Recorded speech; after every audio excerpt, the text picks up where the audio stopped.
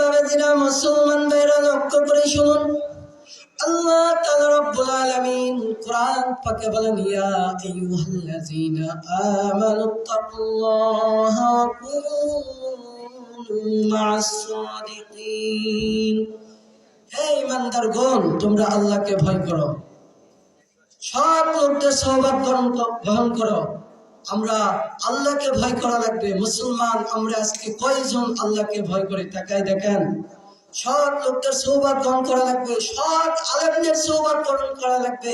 যেমন আমাদের রাসূলুল্লাহ সফরনিয়া হুজুর, পীর সাহেব হুজুর, তিনি কত ভালো ছিলেন। তিনার দোয়ায় মাদ্রাসাতে আজকে অনেক কিছু হয়ে গেছে। সম্মানিত হাজরিন, আজকে আমাদের বাংলার জমিনে দেখা যায় বিভিন্ন জায়গায় বিভিন্ন ভাবে এই ইসলামের ফিতনা সৃষ্টি হয়ে যায়। এই কোরআনের কথা বলতে গেলে বাধা এসে যায়, এই হক কথা বলতে গেলে, সিলসিলার কথা বলতে গেলে বাধা এসে যায়। আমরা যদি বলি এই টুপিওয়ালাদেরকে আজকে মানুষজন দেখতে পারে না, এই পাগড়িওয়ালাকে দেখতে পারে না, কারণ তারা হলো সৎভাবে চলে। এই জন্য আজকে বাংলার জমিনে আমরা যারা নেই ভাবে